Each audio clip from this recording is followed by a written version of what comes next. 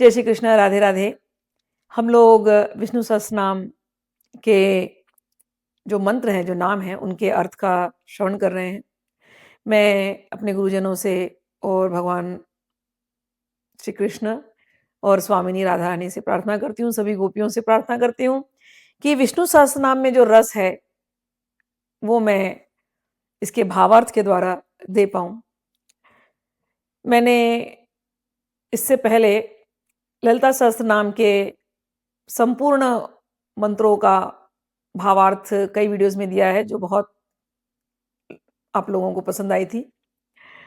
ललिता सहस्त्रनाम में सौंदर्य का विवरण है और पूरा रसमय है वो पूरा जो ललिता सहस्त्रनाम है।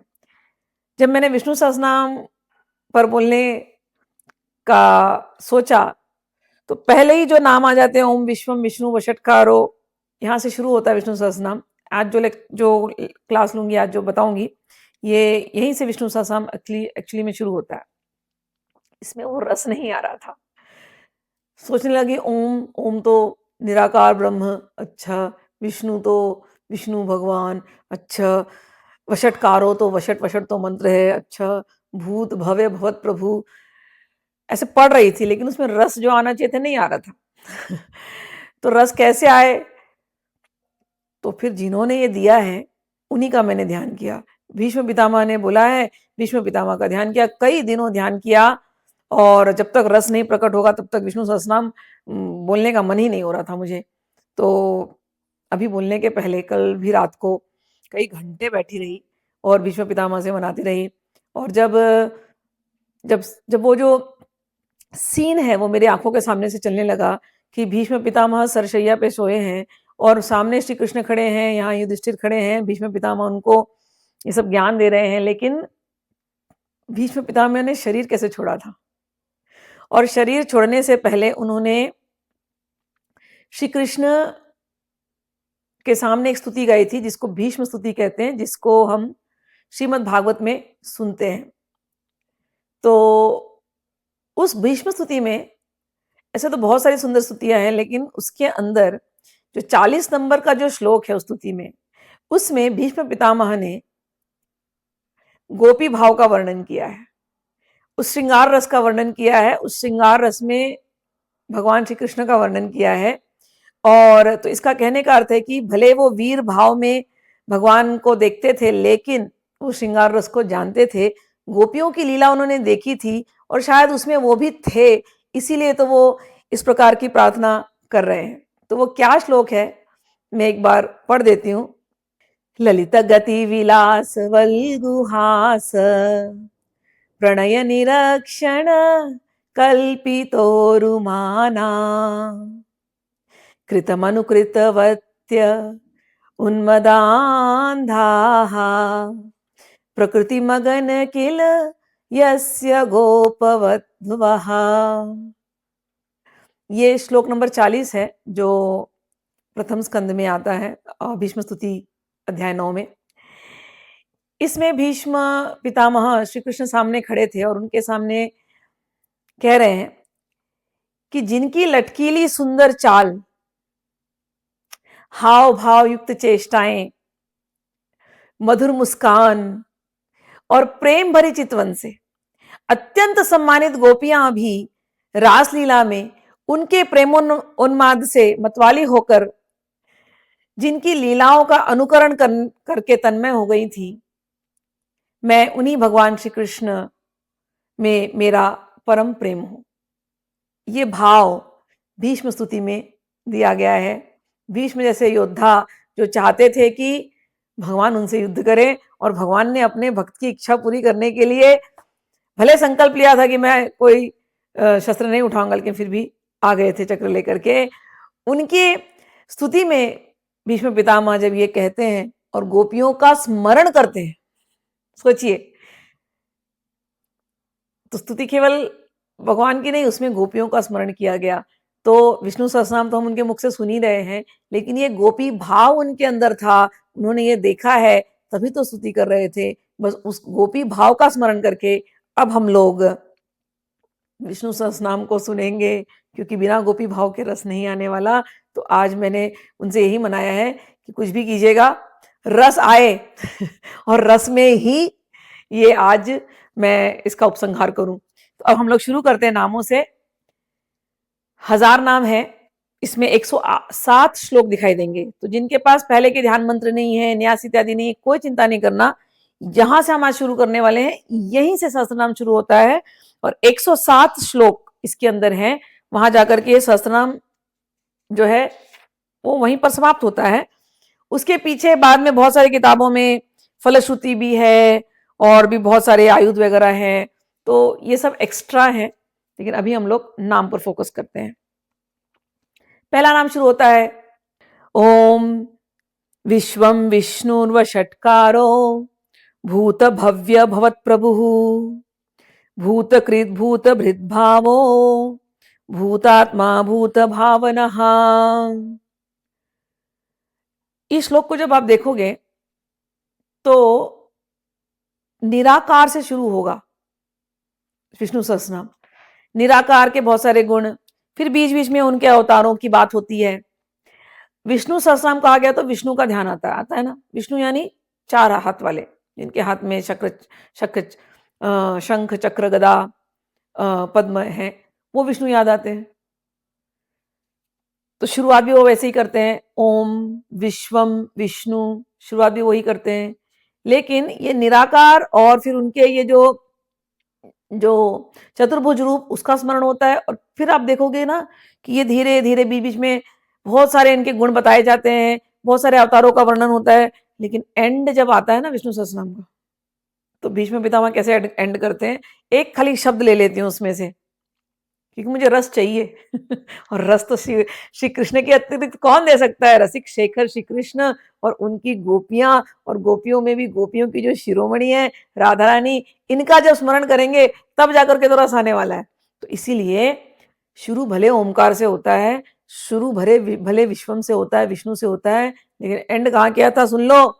भीष्म पितामह ने कहते हैं आत्मयोनि स्वयं जातो वैखान साम गायन देवकी नंदन, जो देवकी के जो नंद हैं, यानी भगवान श्री कृष्ण। तो याद रखना, अब विष्णु बोलेंगे, बोल रहे हैं मुंह से, लेकिन याद किसको कर रहे हैं, सामने जो खड़े हैं देवकी नंदन श्री कृष्ण, उनको याद कर रहे हैं। और ये जो देवकी नंदन श्री कृष्ण है वही विष्णु बन करके आए हैं। ये 1000 नाम जो श्लोक है वो यही बता रहे हैं। देवकी नंदन जो श्री कृष्ण है, जो गोपियों के इतने प्रिय थे, वही ये सारा विश्व है, वही ओमकार स्वरूप है। ओमकार स्वरूप यानी निराकार स्वरूप हम कहते हैं ना। वाणी ध्वनि ये ओमकार है। हम उपनिषद पढ़ते हैं तो कहते हैं ओमकार क्या है, ओमकार अक्षर, अक्षर परब्रह्म। ओम इत्येदम अक्षरम सर्वम। तो ओम इत्येतद अक्षरम इदम सर्वम। ओमकार यानी जो कुछ भी तुम्हें दिखाई दे रहा है, ये सब कुछ आया ओमकार से ही।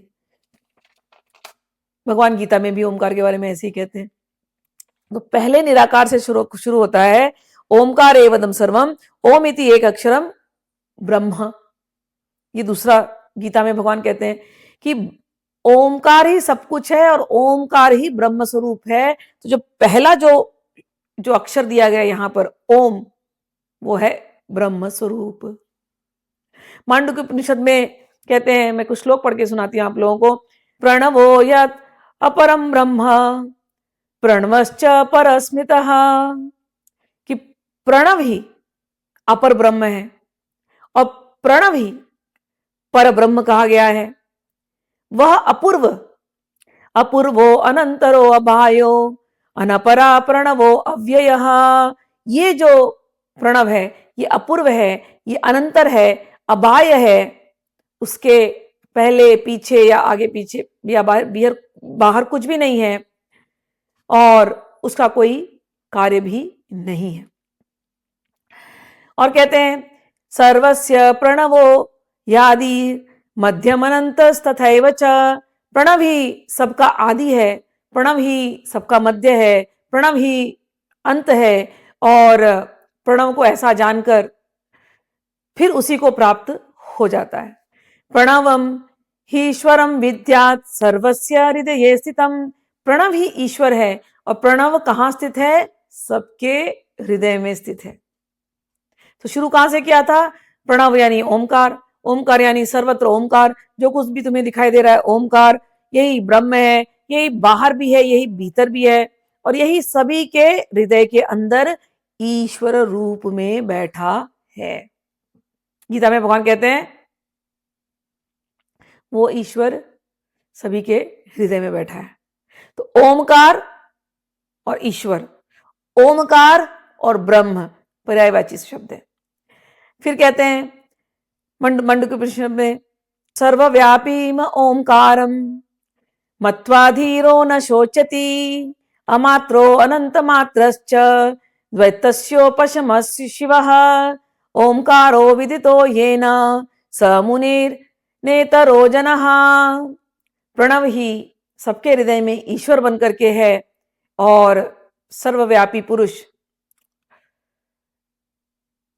यही ओमकार है भगवान। और जो जान लेते हैं इस ओमकार की महिमा को, फिर वो किसी भी चीज का शोक नहीं करते। जिसने मात्राहीन और अनंत मात्राओं वाले द्वैत शून्य कल्याण स्वरूप ओमकार को जान लिया, वही मुनि है और कोई नहीं है। ये अद्वैत की भावना है। यहां पर मैंने कहा अद्वैत से शुरू होकर के द्वैत पर जाएंगे, ठीक है ना। तो पूरे विष्णु सहस्त्रनाम में अद्वैत भी है, निराकार भी है, निर्गुण भी है, लेकिन साकार भी है, सगुण भी है, द्वैत अद्वैत है और द्वैत है। तो मैंने तो भीष्म पितामह से मनाया है कि मुझे तो वो भावपूर्ण देना है। तो भावपूर्ण में तो भक्त और भगवान दोनों साथ साथ होंगे। तो हम शुरू तो ओमकार से कर रहे हैं, यहाँ पर कह रहे हैं कि धीर व्यक्ति ओमकार को समझ जाए तो वो ही मुनि है। और भी उपनिषदों में आता है ओम तद ब्रह्मा ओम तद वायु ओम तदात्मा ओम तत्सत्यम ओम तत्सर्वम। ओम यानी ब्रह्म। ब्रह्म क्या है? जो कुछ तुम्हें बाहर दिखाई दे रहा है और जो कुछ तुम्हें अंदर दिखाई दे रहा है, सब ब्रह्म है। जैसे कि अभी मैंने कहा ओम तद ब्रह्म ओम तद वायु हो, जैसे वायु सर्वत्र है, बाहर भी है और हमारे अंदर भी है, तो वायु ब्रह्म हुआ। आकाश सर्वत्र भी है, हमारे अंदर भी है, तो आकाश ब्रह्म। तो जो सब कुछ जो आपको जो दिख रहा है, जो अचर, तो उसमें भी ये ब्रह्म तत्व है। और हम लोग जो चर है, हमारे अंदर भी ये ब्रह्म तत्व है। और ये ब्रह्म तत्व को कैसे कहा जाता है, किससे संबोधित किया जाता है? ओमकार से ही कहा जाता है। और भी श्रुतियों में कहते हैं, गीता में कहते हैं भगवान, गीता में भगवान कहते हैं ओम इति एकाक्षरम ब्रह्मा। ओम ये अक्षर ब्रह्म है। ओम इति एकाक्षरम ब्रह्मा व्याहरन् माम अनुस्मरन्। जो इसका उच्चारण करके मुझे स्मरण करता है। भगवान कैसे कहते हैं गीता में? सुनिए, ये गीता का अध्याय 8 का 13वां श्लोक है। भगवान कहते हैं ओम को कोई स्मरण करे और फिर मुझे स्मरण करता है। अब ओम तो निराकार है, लेकिन वो निराकार साकार में कैसे बदल गया? वो साक्षात श्री कृष्ण भगवान, जिन विष्णु का हम नाम ले रहे हैं, वो कृष्ण रूप में खड़े हैं। ओम इति एकाक्षरम ब्रह्मा व्याहरन् माम अनुस्मरन् य प्रयाति तजन् देहन् स याति परमां गतिम। जो पुरुष ओम इस एकाक्षर ब्रह्म का उच्चारण कर मुझे स्मरण करता है और करते हुए शरीर का त्याग करता है, तो ये एकाक्षर ब्रह्म है। और भगवान जो सामने खड़े हैं श्री कृष्ण, ब्रह्म उनके अधीन है। जब हम भागवत पढ़ते हैं तो भागवत में एक बात बताई जाती है कि भगवत तत्व को 3 रूपों में जाना जाता है, ब्रह्म, परमात्मा और भगवान। तो ब्रह्म तत्व अभी मैंने बताया, वायु, अग्नि, आकाश, ये सब कुछ ब्रह्म ही है। जो बाहर है, जो अंदर है, वो सब कुछ ब्रह्म है। परमात्मा जो सभी के हृदय के अंदर रहता है, उसको परमात्मा कहते हैं। और भगवान, भगवान यानी साक्षात श्री कृष्ण, भगवान अस्तु श्री कृष्ण स्वयं। तो वही बात गीता में भगवान कह रहे हैं कि जो मुझे याद करके ये धाम, ये शरीर छोड़ता है, वो परम गति को प्राप्त होता है। यदक्षरं वेदविदो वदन्ति विशन्ति यद्तयो वीतरागा यदिच्छन्तो ब्रह्मचर्यं चरन्ति तते पदम संग्रहेण प्रवक्ष्ये। गीता के 8वें अध्याय के 11वें श्लोक में भगवान यही कहते हैं कि जिस ओमकार का वेद यजन बखान करते हैं, जिसमें विरक्त यतिजन प्रवेश करते हैं तथा जिसे प्राप्त करने की इच्छा से ब्रह्मचर्य का आचरण करते हैं, वह पद तुम्हें मैं बताता हूं। क्या है? कहते हैं भगवान 7वें अध्याय के 8वें श्लोक में कहते हैं, रसो अहम अपसु कौन्तेय, हे कुंती पुत्र, रस, जो कुछ रस है जल में मैं ही हूं। प्रभा अस्मि शशि सूर्य यो यह, जो सूर्य है, जो चंद्र है, उसकी मैं प्रभा हूं। प्रणव सर्व वेदेशु, सारे वेदों में जो प्रणव है, प्रणव अक्षर, वो मैं हूं।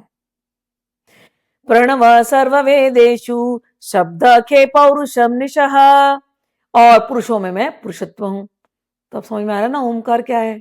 हमने शुरू किया था निराकार से, लेकिन वही निराकार ब्रह्म अब गीता में आकर के बोल रहा है वो प्रणव, जिससे वेद आए हैं, वो प्रणव केवल मैं हूं। वेद, हम कई बार वेदों से कहते हैं कि हम वेदों से ही वेद, ओमकार से ही वेद आए हुए हैं। तो ओमकार में ही तीनों वेद स्थित हैं। एक का अक्षर ओमकार ही परब्रह्म है और प्राणायाम ही परम तप है। तो ये ओमकार ही वेद है, ठीक है ना। और भगवान ने कहा मैं ही ओमकार हूं। और भगवान गीता में आगे जाकर के ये भी कहते हैं कि गीता के 15वें 15वें में कि मैं ही सभी प्राणियों के अंदर रहने वाला हूं, मुझसे ही स्मृति, मुझसे ही ज्ञान और मुझसे ही विस्मृति होती है, और मैं ही वेद हूं। वेद, वेदांत, जिस वेद से जिसको जाना जाता है वो वेदांत भी मैं ही हूं।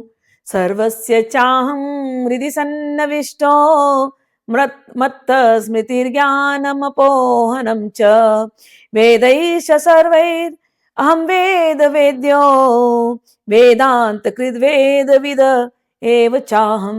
भगवान कहते हैं मैं ही वेद हूं, मैं ही वेदों से जिसको जाना जाता है वो भी मैं ही हूं, वेदांत को लिखने वाला भी मैं ही हूं,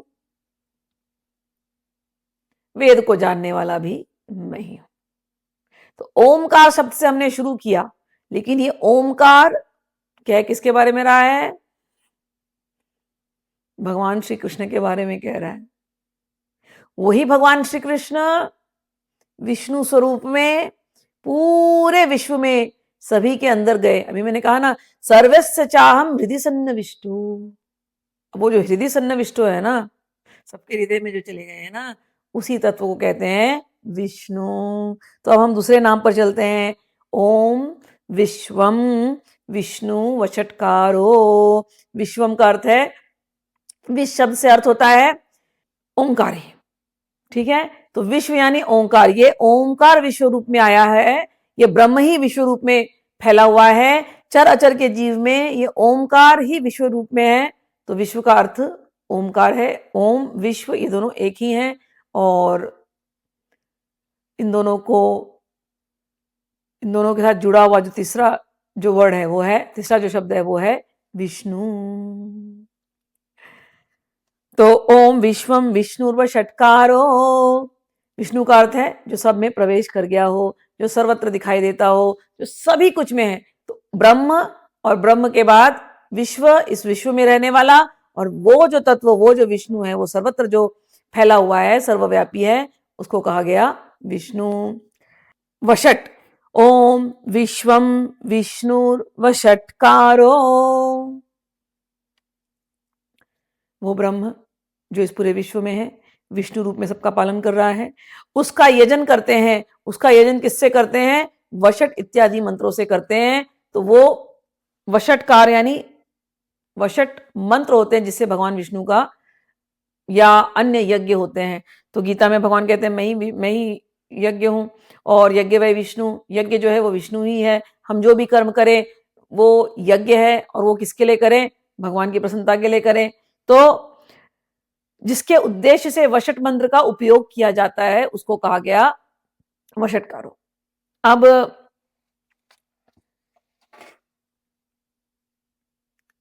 जब हम यज्ञ करते हैं ना, तो ज्यादातर मंत्र लोगों को पता होता है स्वाहा, स्वधा। तो स्वाहा मंत्र हम लोग देवताओं के लिए करते हैं, स्वधा मंत्र हम लोग पितरों के लिए करते हैं। हर एक मंत्र का एक अर्थ होता है। तो कहीं कहीं हुम, कहीं कहीं फट, और कहीं कहीं वौषट, कहीं कहीं वशट। तो ये जो सारे मंत्र हैं, स्वाहा से पितरों, स्वाहा से देवताओं को खुश करना, स्वधा से पितरों को खुश करना, हुम फट जो मंत्र होते हैं वो अस्त्रों के मंत्र होते हैं, और वौषट जो होते हैं वो हम लोग षट कर्मों में उसका उपयोग होता है। वशट जो अर्थ होता है, इसका अर्थ होता है कि हमारा मन, हमारी इंद्रियां, ये हम भगवान को समर्पित करते हैं और भगवान इन इंद्रियों को अपने वश में कर ले। तो जो वशट जो मंत्र से जो जो कहीं अगर आप सुनो तो उसका अर्थ यही है कि हमारे मन और इंद्रिय भगवान के वश में हो जाए, इसलिए हम ये यज्ञ कर रहे हैं। तो ये हुआ वशट का अर्थ। तो ओम विश्वम विष्णुर्वशटकारो भूत भव्य भवत प्रभु। भूत भव्य भवत, इसका अर्थ है कि जो भूतकाल में भी है, जो भविष्य काल में भी है, और जो भवत जो अभी जो चल रहा है उसमें भी है। तो विष्णु वो तत्व है या विष्णु वो भगवान है जो भूत में भी थे, भविष्य में भी रहेंगे, और जो अभी जो चल रहा है उसमें भी है, भवत में भी है, प्रेजेंट में भी है। तो इनका ऐश्वर्य तीनों कालों में एक जैसा होता है, इनमें काल भेद नहीं होता है, इसलिए ये सभी के प्रभु हैं। भूत भव्य भवत प्रभु, तो ये सबके प्रभु हैं, इनको नमस्कार है। भूतकृत भूत बृहद भावो, इन्होंने रजोगुण का आश्रय लेकर के भूतकृत भूतों को बनाया। भूत यानी वो भूत नहीं, भूत से अर्थ होता है पहले तो पंच महाभूत, ठीक, फिर पंच महाभूत से हम लोग भूतात्मा, हम लोगों को बनाया, ठीक। तो भूतकृत भूत भृत भूत बृहद भावो, विष्णु सतोगुण है, लेकिन उन्हीं विष्णु ने ये सृष्टि बनाई, किससे बनाई? रजोगुण का आश्रय लेकर के बनाई, इसलिए उनको कहा गया भूतकृत। और तमोगुण का आश्रय लेकर के उन्होंने सबको प्रलय में मार देते हैं, तो वो भी, उसका भी अर्थ होता है भूतकृत। तो रजोगुण और तमोगुण दोनों लेकर के एक तरफ तो सृष्टि करना, दूसरी तरफ प्रलय करके मार देना, ये दोनों ही काम जो करता है उन विष्णु को, उसको कहते हैं भूतकृत। ऐसे भूतकृत को नमस्कार है। और दूसरा अर्थ है, अब दूसरा शब्द है भूतभृत, कि सतोगुण लेकर के जो सभी जीवों का पालन करते हैं उनको कहा गया भूतभृत। और भावो, तो भूत भर्ता, जिन्होंने भूतों को बनाया, मतलब पंचभूतों को, और पंचभूतों से हमको बनाया, और जो भूतों का पालन करते हैं, भूतों का यानी हम लोगों का पालन करते हैं, जीव चर अचर का जो पालन करते हैं, वो हुए भूतकृत, वो हुए भूतभृत। और हुए भाव, जो जो प्रपंच रूप से केवल उत्पन्न हुए हैं और सब कुछ ये प्रपंच उन्हीं का चल रहा है, इसीलिए वे भाव है। उत्पन्न होने का नाम जो होता है उसको कहते हैं भाव, और सत्ता मात्र को भी कहते हैं भाव। तो जो कुछ उत्पन्न हो रहा है उसमें वही है, वो उन्हीं का भाव है। ये भावना के साथ विष्णु, उनको नमस्कार है। और भूतात्मा, भूतात्मा यानी जो सभी का अंतर्यामी है, जो सभी के हृदय में रहते हैं। हम सब पंचभूतों से बने हुए भगवान के पुतले हैं, लेकिन हमारे हृदय के अंदर अंतर्यामी रूप में वही रहते हैं। तो ऐसे भगवान का नाम है भूतात्मा। और भूत भावना, जो भूतों की भावना करता है, अर्थात उत्पत्ति या वृद्धि करता है, ऐसे भगवान को कहा गया भूत भावन। तो विष्णु के इतने नाम आज हमने लिए हैं। ओम विश्वम विष्णुर्वशटकारो भूत भव्य भवत प्रभु भूतकृत भूत भृत भावो भूतात्मा भूत भावनः। उन विष्णु को नमस्कार है जो ओमकार रूप में पूरे विश्व में व्याप्त है, जो भूतकाल, भविष्यकाल, भवतकाल के भी प्रभु हैं, जो जिन्होंने जो भूतकृत हैं, रजोगुण तमोगुण लेकर के जो जीवों का जो इस ब्रह्मांड का सृष्टि करते हैं और संहार करते हैं, और भूत भर्ता भूत भृत जो सृष्टि का पालन करते हैं, और जो भूतात्मा जो अंतर्यामी बनकर के सभी के हृदय के अंदर रहते हैं, और जो भूत भावन जो सबकी उत्पत्ति या वृद्धि करते हैं, ऐसे भगवान विष्णु को नमस्कार है। अब दो और ले लेते हैं। पूतात्मा परमात्मा च मुक्ता नाम परमागति ही अव्यय पुरुष साक्षी क्षेत्रज्ञो अक्षर एव च। जो पूतात्मा है यानी पवित्र आत्मा है, जब हम अभी हमने उनके पहले कहा था भूतकृत भूत बृहद इत्यादि कहा, तो हमने कहा उन्होंने सत्वगुण लिया, उन्होंने रजोगुण लिया, उन्होंने तमोगुण लिया। तो ऐसे कहने से गुणाधीनता का दोष आ सकता है, इसीलिए कहते हैं भले वो गुण ले रहे हैं, भले वो तमोगुणी काम कर रहे हैं, भले वो लोगों को मार रहे हैं, लेकिन वो पूतात्मा है, वो पवित्र स्वरूप है, इसलिए उनमें कोई दोष नहीं है। ये मत कहना रजोगुणी भगवान, वो तो गुण लेकर के लीला कर रहे हैं, लेकिन वो इन गुणों से परे हैं। वो हर हाल में पूतात्मा पवित्र हैं।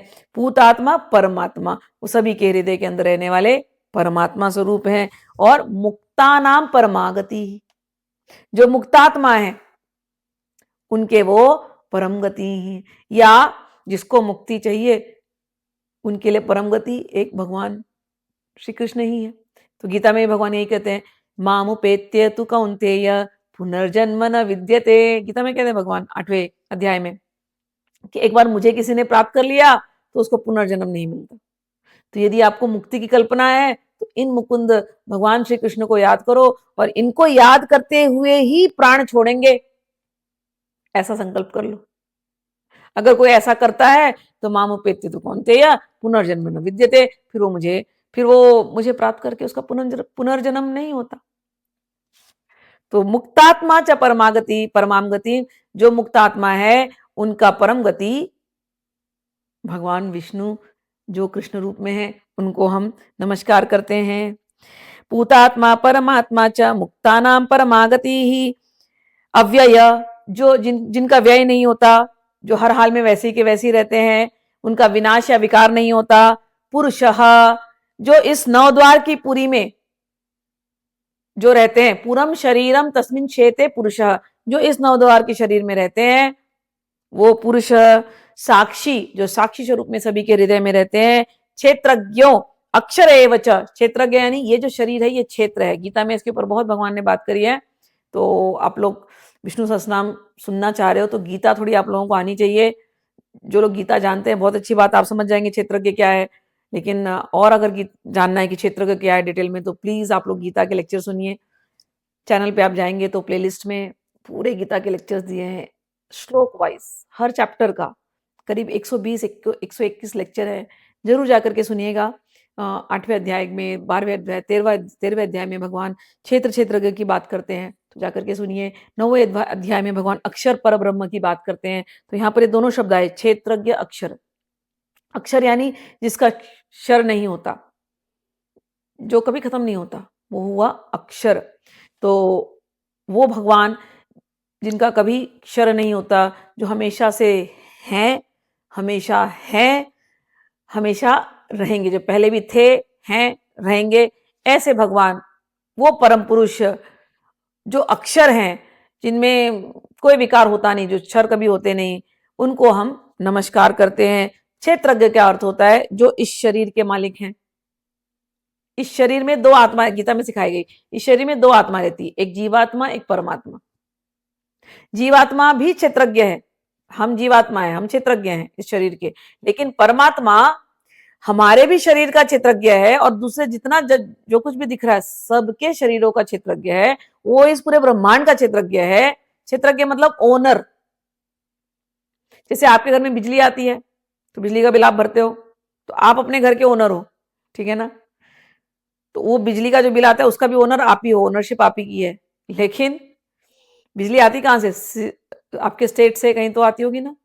तो स्टेट मेन ओनर है उस बिजली का। आपको थोड़ा सा दे दिया बिजली, तो आपका काम चल रहा है, आप बोलते हो आपका घर है, आपकी बिजली, लेकिन वो घर भी वो स्टेट का है और बिजली भी वो स्टेट का है, स्टेट यानी आपके राज्य का है। तो वैसे ही तो ये इस घर में आप आत्मा रूप में रह रहे हो, भगवान ने दिया आपको, लेकिन ये घर भी उसी का ही है, ये जो शरीर रूपी घर है ये उसी का ही है। ये धरती पे आपको रहने को दिया, आप बोलते हो मेरा घर, हाँ भगवान का घर है। धरती भगवान की, आप कितने पेपर रजिस्टर करवा लो, मर के तो जाना एक दिन। तो कहने का अर्थ ये है कि क्षेत्रज्ञ अक्षर एवच, जो सभी का क्षेत्रज्ञ है और जो कभी क्षर नहीं होता। हम तो मर जाएंगे लेकिन वो तो यहीं रहने वाला, तो वो अक्षर एवच, ऐसे भगवान को नमस्कार है जो पुतात्मा है, जो परमात्मा है, जो मुक्त मुक्त आत्माओं की गति है, जो अव्यय है, जो पुरुष है, जो सबका साक्षी है और जो क्षेत्रज्ञ है। क्षेत्र ही, ये शरीर ही क्षेत्र है। शुभाशुभ जो कर्म जो हम करते हैं वो उनके बीज हैं, और योगा जो जो योग करते हैं वो इस चीज को जान जाते हैं अच्छी तरह से और वो योग में सफल हो जाते हैं। तो इसलिए भगवान को क्षेत्रज्ञ के कहा गया, जो हर एक चीज की साक्षी है। अब हम लोग एक लास्ट वाला लेकर के फिर रोक देते हैं। योगो योग विदाम नेता प्रधान पुरुषेश्वर नारसिंह वपु श्रीमान केशव पुरुषोत्तम। हम उन भगवान को स्मरण करते हैं जो योग है। अब योग का अर्थ क्या होता है? योग का अर्थ होता है जिससे भगवान को जाना जाता है। योग यानी जोड़ना। तो किसी भी विधि से, चाहे कर्म योग जैसे हम कहते हैं, आप कर्म से भगवान को जुड़ जाओ, निष्काम होकर के संसार में कर्म करो, फल की चिंता मत करो, जो मिला आपने कर्म किया शिद्दत से करो, पूरी दिल से, उससे आपको जो फल मिला ठीक है, अच्छा मिला धन्यवाद भगवान, बुरा मिला तो भी धन्यवाद भगवान।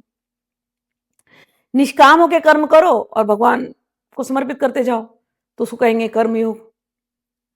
तो कर्म के द्वारा भगवान से जुड़ना हो गया कर्मयोग, भक्ति के द्वारा भगवान से जुड़ना हो गया भक्ति योग, सांख्य के द्वारा भगवान से जुड़ना सांख्य योग। तो अलग अलग तरीके हैं भगवान से जुड़ने का। योग का अर्थ होता है भगवान से जुड़ना। तो योग के जो इतने तरीके हैं दिया किसने? भगवान ने। तो कहते हैं योग कौन है? योग भी आप ही हैं। योग विदाम नेताम, जो योगी जन हैं, जो योग को जानते हैं, उनके नेता कौन है? उनके नेता आप ही हैं। तो योग विदाम नेता, योग भी आप ही हैं, योग को जानने वाले भी उनके जो नेता हैं वो आप ही हैं। भगवान गीता में कहते हैं जो मुझसे जुड़े हैं, तेषाम नित्यभियुक्तानाम, जो मुझसे जुड़े हुए हैं नित्य, उनका योग क्षेमम वहामि हम, उनको उनका योग क्षेम वहन मैं ही करता हूं। तो योग विदाम नेता का अर्थ है जो मुझसे जुड़ा हुआ है उनका योग क्षेम वहन मैं करता हूं। तो योग भी वही है, योग विद यानी योग को जानने वाले भी वही है, जो योग करते हैं उनका नेता, उनका प्रधान पुरुष वही है। अब प्रधान पुरुषेश्वर यहां पर दूसरा नाम आता है। तो प्रधान पुरुष, प्रधान यानी ये जो प्रकृति, प्रधान तत्व जो होता है, प्रकृति से सारा संसार बना और इसमें सारे जीवात्मा है। तो प्रकृति और जीव दोनों के जो नियामक हैं वो ईश्वर, वो हुए प्रधान पुरुषेश्वर। तो योगो योग विदाम नेता प्रधान पुरुषेश्वर नारसिंह वपुः, जिन्होंने नरसिंह रूप में अवतार लिया था। श्रीमान, लक्ष्मी जी जिनके हृदय के अंदर रहती हैं। केशवः, जिनके बाल बड़े घुंघराले घुंघराले हैं, बड़े सुंदर लगते हैं। तो केशव का दो अर्थ आता है, एक तो जिनके बाल बड़े घुंघराले हैं और दूसरा अर्थ है जिन्होंने केशी दानव को मारा था। तो ये दो अर्थ हुए केशव के। लेकिन भगवान के घुंघराले बाल हैं। इससे एक सुंदर सा श्लोक है, मैंने कहा था रस से शुरू करना है, रस में ही आज इसका उपसंहार करना है, तो दो भाव लेकर के रस कहती हूं। श्रीमान केशव पुरुषोत्तम, पुरुषोत्तम यानी पुरुषों में जो सबसे उत्तम है उनको कहा गया पुरुषोत्तम। लेकिन केशव, केशव क्या यानी जिनके बाल घुंघराले घुंघराले हैं, तो एक दामोदर अष्टकम में एक सुंदर भाव आता है, वो मैं पढ़ देती हूँ। इदं ते मुखाम्भोजं मत्यंत नीलैर् वृत्तं कुन्तलैः रक्तैश्च गोप्या मुहुश्चुम्बितं बिम्बरक्ताधरं मे मनसि आविराष्टम अलम लक्ष्लभ्यै। कह रहे हैं इसकी, हे भगवान दामोदर, दामोदर लीला में, हे अनंत, हे विष्णु, आपका जो मुख कमल है वो सुंदर सुंदर घुंघराली अलकावलियों के साथ घिरा हुआ है, और आपके गाल लाल हो गए। एक तो श्याम सुंदर है, और माँ ने उनको इतना चूमा है, चूमने से वो लाल लाल लाल लाल हो गए। एक तो श्याम सुंदर, ऊपर से लाल लाल गाल, और कितने सुंदर लगते होंगे। सुंदर पे सुंदर। हाँ, तो आपकी मैया ने आपको खूब चूमा और आपके गाल लाल लाल हो गए हैं, और आपके होठ तो वैसे ही लाल लाल है बिंब के जैसे। ये जो सुंदर, जो आपका जो मुखड़ा है, ये जो मुख कमल है जिसपे ऐसी ऐसी सुंदर सुंदर अलकावलियां हैं, और ये लाल लाल गाल जिसपे मैया के, और आपके लाल लाल होठ, ये जो आपका जो जो ये मुखचंद्र है, ये मुख कमल, इसका ध्यान हमेशा मेरे हृदय में बना रहे, मुझे और कुछ भी नहीं चाहिए। तो केशव का अर्थ, ये घुंघराले बाल वाले केशव, आप बाल स्वरूप में अगर हैं तो आप हमारे हृदय में ऐसे ही बैठे रहिए, आप दूर मत होना। और गोपियां क्या कहती हैं, गोपी भाव में जाना पड़ेगा। दीन परीक्षये नीलकुन्तलैर्वनरुहाननं बिभ्रदावृतं घनरजस्वलं दर्शयन्मुहुर्मनसि न स्मरं वीरयच्छसि। कुटिल अटति यद्भवान् अहनिकाननं त्रुटिर्युगायते त्वामपश्यताम् कुटिलकुन्तलं श्रीमुखं च ते जड़ उदीक्षताम पक्ष्मकृदृशाम। गोपियां कहती है, हे भगवान, आप चले जाते हो तो हम दिन भर इंतजार करती हैं कि कब आप आएंगे, और जब आप आते हो गैयों को लेकर के, और वो गोधूली की वेला होती है और धूल उड़ाते हुए गैया चलती हैं, और सारी धूल आपके घुंघराले बालों पर जाकर के चिपक जाती है। आपका नीला नीला जो सुंदर मेघ श्याम वर्ण का जो आपका सुंदर मुख है, उसके ऊपर भी ये धूल और चिपक जाती है। आप इतने सुंदर लगते हैं, इतने सुंदर लगते हैं, उस समय पर हमारा दिल बस आप छीन लेते हो, चुरा लेते हो आप। और हे भगवान, हम तो बस आपको देखते ही रहना चाहती हैं। एक तो आप हमारे व्रज में पैदा हुए, हाँ, और हमको विधाता ने बना दिया, और आपका ये सुंदर मुख जिसपे ये सुंदर घुंघराले केश हैं, हम बस एक टक निहार करके देखना चाहती हैं। लेकिन ये विधाता कितना बुद्धू है, विधाता के समझ में कुछ नहीं आता। एक तो आपको भेजा, फिर हमको भेजा, फिर प्यार करवाया, और हमको आपसे इतना प्रेम हो गया, और इतना सुंदर आपका मुख है, हमको देखने की इच्छा होती है, हम एक टक अपलक देखना चाहते हैं। लेकिन विधाता ने न जाने क्या सिस्टम बनाया कि हमको पलक झपकाना पड़ता है। हाय हाय, ये विधाता। तो ये हुए केशव। तो यहाँ कहते हैं, श्रीमान केशव पुरुषोत्तम, जो सबसे उत्तम है, इनसे उत्तम और कोई है नहीं। ऐसे पुरुषोत्तम भगवान को हम याद करते हैं, ऐसे सुंदर सुंदर केशव को हम याद करते हैं। पुरुषोत्तम का अर्थ है, भगवान कहते हैं, मैं क्षर से परे और अक्षर से भी उत्तम हूं, इसलिए लोक और वेद में पुरुषोत्तम नाम से प्रसिद्ध हूं। ये गीता में भगवान 15वें श्लोक में कहते हैं। ठीक है, तो अब हम लोग यहीं पर रोक देते हैं, इसी भाव में, गोपी गीत के भाव में। केशव और जो सबसे पुरुषोत्तम है, जो सबसे परे हैं, उन भगवान विष्णु को हम नमस्कार करते हैं।